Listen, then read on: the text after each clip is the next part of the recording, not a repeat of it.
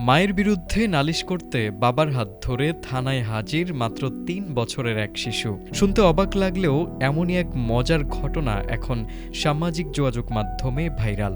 শিশুটির অভিযোগ শুনে প্রথমে হাসি চেপে রাখতে পারেননি দায়িত্বে থাকা নারী পুলিশ কর্মকর্তাও। তবে শিশুটিকে নিরাশ না করে বেশ গুরুত্ব দিয়েই শুনেছেন তার কথা।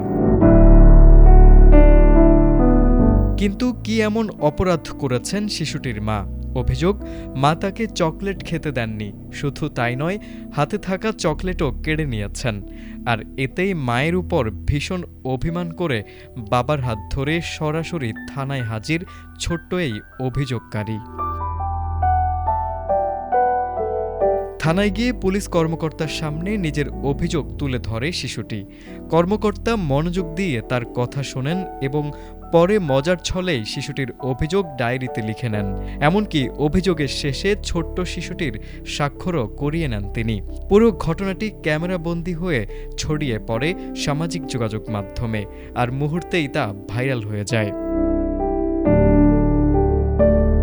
ভারতীয় সংবাদ মাধ্যম আনন্দবাজার পত্রিকার খবরে বলা হয়, শচীন বর্মা নামের একটি এক্স অ্যাকাউন্ট থেকে ভিডিওটি প্রথম প্রকাশিত হয়। ভিডিওটি দেখে নেটিজেনদের মাঝেও দেখা গেছে হাসির রোল। অনেকেই প্রশংসা করেছেন শিশুটির সরলতা আর আত্মবিশ্বাসের। তারেক আজিজ, এটিএন বাংলা।